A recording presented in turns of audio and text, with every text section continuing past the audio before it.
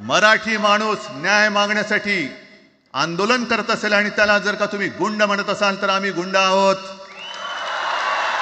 आणि देवेंद्र फडणवीस आज जे बोललेत, बातमी आली सगळीकडे, मी इकडे बातम्या आणल्यात. भाषेच्या नावाखाली गुंडगिरी सहन केली जाणार नाही.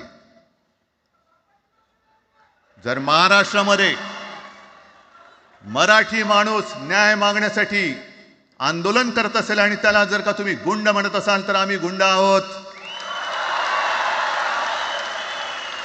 आम्ही गुंड. न्याय मागणं म्हणजे गुंडगिरी नाहीये. आणि जर का गुंडगिरी केल्याशिवाय तुमच्या दरबारी न्याय मिळत नसेल तर आम्ही गुंडगिरी करूच.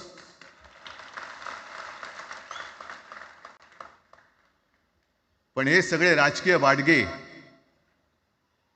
देवेंद्र फडणवीसांची आजचं वक्तव्य म्हणजे मला संयुक्त महाराष्ट्र चळवळीच्या वेळेला सखा पाटलांनी केलेलं एक वक्तव्य आठवते. हे असेच तेव्हाचे, म्हणजे जो दिल्लीत बसतो त्याचे पाय चाटणारे इथले राज्यकर्ते असतात, ते त्याला मी बाडगे म्हणतोय.